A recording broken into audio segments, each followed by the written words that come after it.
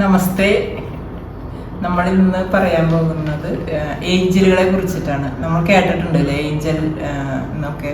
എന്താണ് ഏഞ്ചൽ എന്ന് നമുക്ക് നോക്കാം. ഏഞ്ചൽ എന്ന് പറഞ്ഞു കഴിഞ്ഞിട്ടുണ്ടെങ്കിൽ ദൈവിക സ്നേഹത്തിൻ്റെ ഒരു പ്രതീകമാണ്. അതായത് അതിൻ്റെ ഒരു ഭാഗമായിട്ടാണ് ഏഞ്ചലുകളെ കരുതുന്നത്. അതുകൊണ്ടാണ് ഏഞ്ചൽ എന്ന് പേര് കേൾക്കുമ്പോൾ തന്നെ നമുക്കൊരു പ്രത്യേക സന്തോഷം തോന്നാറുണ്ട് അല്ലേ. ഇത് നമുക്ക് ദൈവത്തിനും ഈശ്വരനും ഇടയിൽ പ്രവർത്തിക്കുന്നവരാണ്. അതായത് മെസ്സഞ്ചേഴ്സ് എന്ന് പറയും. അതായത് നമ്മുടെ കാര്യങ്ങൾ ഈശ്വരനിലേക്കും ഈശ്വരൻ്റെ കാര്യങ്ങൾ അവിടത്തെയുള്ള നിയമങ്ങൾ നമ്മളിലേക്ക് എത്തിക്കുകയാണ് ഏഞ്ചലുകളുടെ ഡ്യൂട്ടി. അപ്പോൾ നമുക്ക് എന്താണോ ഈശ്വരനിലേക്ക് എത്തിക്കേണ്ടത്, അതായത് പ്രപഞ്ചത്തിലേക്ക് എത്തിക്കേണ്ടത്, അതിന് ഇവർ നമ്മളെ സഹായിച്ചുകൊണ്ടേയിരിക്കും. നമ്മുടെ ജീവിതത്തിലുണ്ടാകുന്ന ഏത് പ്രതിസന്ധികളിലും പ്രശ്നങ്ങളിലും ഒക്കെ പരിഹാരം കാണാൻ വേണ്ടിയിട്ട് അവർ നമ്മുടെ കൂടെ നിൽക്കുക. അതാണ് ശരിക്കും പറയുകയാണെങ്കിൽ അവരുടെ ഡ്യൂട്ടി എന്ന് പറയുന്നത്. പക്ഷെ നമ്മൾക്ക് അറിയുന്നില്ല ഇങ്ങനെ അവർ വന്ന് സഹായിക്കുന്നുണ്ട്. പക്ഷെ നമ്മുടെ ജീവിതത്തിൽ ഇപ്പോൾ നമ്മൾ ചില സാഹചര്യങ്ങളിലൊക്കെ നമ്മൾ ചിന്തിക്കാറുണ്ടല്ലേ, പെട്ടെന്ന് ആരോ വന്ന് നമ്മുടെ ജീവിതത്തെ ഹെൽപ്പ് ചെയ്ത് മുന്നോട്ട് കൊണ്ടുപോയിട്ടുണ്ടെന്നുണ്ട്.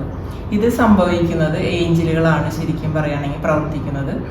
ഈ നമ്മളപ്പോൾ നമ്മളെ സഹായിച്ചവർ ഏഞ്ചൽ പോലെ വന്ന് നമ്മളെ സഹായിച്ചു എന്നൊക്കെ നമ്മൾ പറയാറുണ്ട്.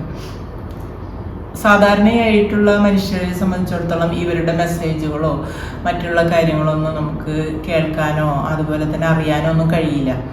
അപ്പോൾ ഇവർ പ്രവർത്തിക്കുന്നത് അവർ അതുപോലെ ക്വാളിറ്റിയുള്ള മനുഷ്യരിലൂടെ അവർ പ്രവർത്തിക്കും, നമുക്ക് മനസ്സിലാക്കാൻ വേണ്ടിയിട്ട്. ഇതാണ് ഏഞ്ചലുകൾ. അപ്പം നമുക്ക് ആർക്കേഞ്ചൽസ് അങ്ങനെ കുറേ ഏഞ്ചൽ ഫൈലങ്ങളുണ്ട്. അതിലൊരു ഏഞ്ചൽ ഫൈലാണ് ആർക്കേഞ്ചൽ എന്ന് പറയുന്നത്.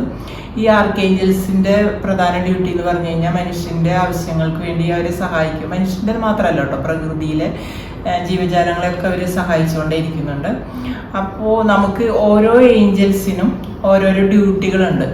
ഇവർക്ക് പ്രത്യേക ഡ്യൂട്ടി എന്ന് പറയുന്നത് അങ്ങനെ തരം തിരിച്ചിട്ടില്ല. പക്ഷെ നമുക്ക് ഈസി ആയിട്ട് അവരിലേക്ക് എത്താൻ വേണ്ടിയിട്ട് നമ്മൾ ചെയ്യുന്ന ഇതാണ്. അപ്പോൾ നമ്മൾ ഓരോ ഡ്യൂട്ടിക്ക് അനുസരിച്ചിട്ടുള്ള ഏഞ്ചലുകളെ ഉപയോഗിച്ചുകൊണ്ട് നമ്മുടെ ജീവിതത്തിലെ പല കാര്യങ്ങൾക്ക് നമുക്ക് ഉപയോഗിക്കാനായിട്ട് സഹായം ആവശ്യപ്പെടാനായിട്ടൊക്കെ പറ്റും. നമ്മുടെ ശാരീരിക രോഗങ്ങളെ നമുക്ക് മാറ്റുന്നതിന്, അതുപോലെ തന്നെ നമ്മുടെ ആഗ്രഹങ്ങളെ സഫലീകരിക്കുന്നതിന്, പ്രപഞ്ച സത്യങ്ങളെ അറിയുന്നതിന്, നമ്മളെങ്ങനെ മുന്നോട്ട് പോകണം എന്നൊക്കെയുള്ള കാര്യങ്ങളെ കുറിച്ചിട്ടൊക്കെ നമുക്ക് ഇവർ ഗൈഡ് ചെയ്യും. അതുപോലെ തന്നെ നമുക്ക് മാനസിക വൈകാരിക തലങ്ങളെ ശുദ്ധീകരിച്ചുകൊണ്ട് നമ്മുടെ ജീവിത സൗഭാഗ്യങ്ങളിലേക്ക്, ജീവിത ഉയർച്ചയിലേക്ക് നേട്ടം കൊണ്ടുവരാൻ പറ്റും.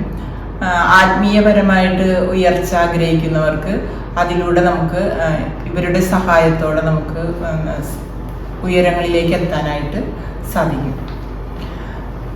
പിന്നെ നമ്മൾ ഈ ഏഞ്ചൽ ഹീലിങ്ങിലൂടെ നമ്മൾ 16 ആർക്കേഞ്ചൽസിനെ കുറിച്ച് നമ്മൾ വിശദീകരിക്കുന്നുണ്ട്. ഓരോ ഏഞ്ചലുകൾക്കും അതിൻ്റെതായ കഴിവുകളുണ്ട്.